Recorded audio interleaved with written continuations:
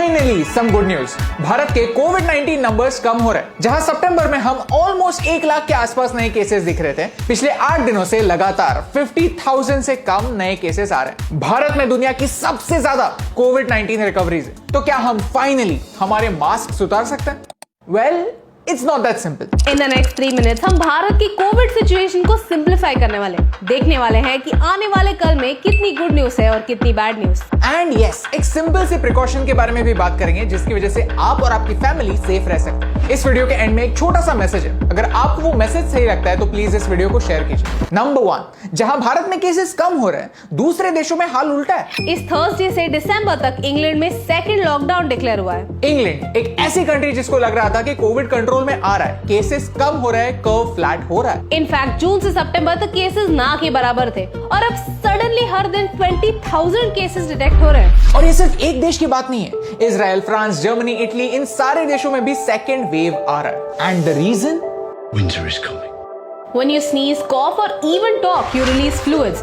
ये fluids surfaces पर settle हो जाते हैं जिससे वायरस स्प्रेड हो सकता है। एक्सपर्ट्स कहते हैं कि समर्स में ये ड्रॉपलेट्स इवेपोरेट हो जाते हैं। तो समर्स में ड्रॉपलेट्स की वजह से कोविड उतना नहीं फैलता। कॉन्टैक्ट ट्रांसमिशन, एरोसोल ट्रांसमिशन, ऐसे अलग रीजंस होते हैं। और अब विंटर्स में टेम्परेचर कम होने की वजह से ड्रॉपलेट्स को इवेपोरेट होने में टाइम लगेगा और ये ड्रॉपलेट ट्रांसमिशन का रेट बढ़ेगा। और ला नीना ये वेदर फिनोमिनॉन की वजह से भारत के विंटर्स नॉर्मल से ज्यादा हार्श होने वाले हैं। तो हम सबको विंटर्स में एक्स्ट्रा केयरफुल रहना होगा।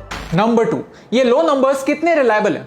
भारत में 2 तरह के कोविड टेस्ट होते हैं। एक है RT-PCR टेस्ट और दूसरा है रैपिड एंटीजन टेस्ट। ये जो पहला टेस्ट है ना, ये थोड़ा स्लो होता है, रिजल्ट देने में टाइम लगाता है, लेकिन हाँ, ये टेस्ट के रिजल्ट ज्यादा एक्यूरेट होता है। दूसरा टेस्ट रिजल्ट्स तो जल्दी देता है, लेकिन जरूरी नहीं कि सारे रिजल्ट्स एक्यूरेट हो। हमारे स्टेट्स इस बात का डेटा पब्लिश नहीं कर रहे कि अगर टेस्ट हो रहे हैं तो कौन से हो रहे हैं, पहले या दूसरे। Indian council for medical research का ये सर्वे कहता है कि मई में हर एक कोविड पॉजिटिव रिजल्ट के लिए 80 to 130 इन्फेक्शंस मिस आउट हो रहे थे। आज तक हमें ये पता नहीं है कि कितने लोग एक्चुअली इन्फेक्टेड हैं पर डिटेक्ट नहीं हुए। जो भी हो, वी हैव टू एडमिट कि हमारा मोर्टेलिटी रेट बाकी कंट्रीज से काफी कम है, एंड दैट्स गुड न्यूज। लेकिन हमारे भारत का पॉपुलेशन 130 करोड़ है और आज तक सिर्फ 11 करोड़ टेस्ट हुए।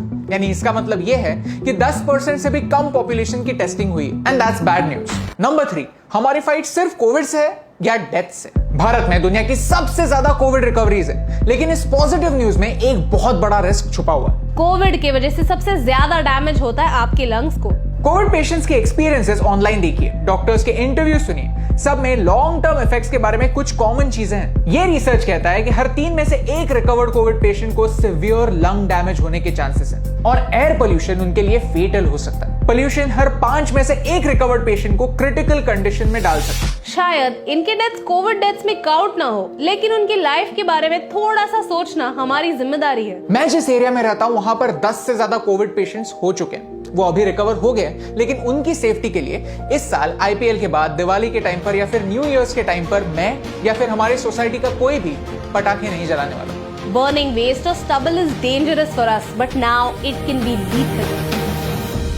But there is good news, क्योंकि राजस्थान सरकार ने कल ही डिक्लेयर किया कि इस साल कोविड पेशेंट्स की हेल्थ के लिए पटाखे जलाना और बेचना बैन होगा। ऐसे डिसीजंस हम सब लोग मिलकर क्यों नहीं ले सकते? बहुत अच्छा लगता है जब सोसाइटी में सारे लोग एक साथ आकर ये बात समझते हैं और एक साथ ये डिसीजन लेते हैं। प्लीज गलत मत समझिए, इसमें रिलीजन की बात नहीं है, इसमें ह्यूमैनिटी की बात है, सेंस की बात। मैं किसी को फोर्स नहीं कर सकता, लेकिन हाथ जोड़ के एक रिक्वेस्ट जरूर कर सकता हूँ। हमें हमारे इंडिविजुअल लेवल पर एयर पोल्यूशन कंट्रोल करने की जरूरत है फॉर दो 76 लाख पीपल जिन्हें इससे अभी भी रिस्क है। अल्टीमेटली, क्या भारत में एक सेकेंड वेव आने के चांसेस हैं?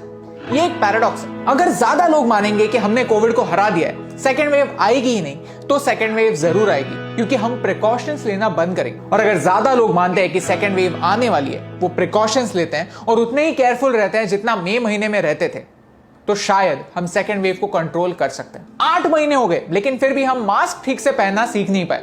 प्लीज इस वीडियो को उन लोगों तक पहुंचाने में हेल्प कीजिए जो ऐसे या फिर ऐसे मास्क पहनते हैं। यस, आज केसेस कम हो रहे हैं, लेकिन इसका ये मतलब नहीं कि हम ओवर कॉन्फिडेंट हो जाए और प्रिकॉशंस लेना बंद कर दें।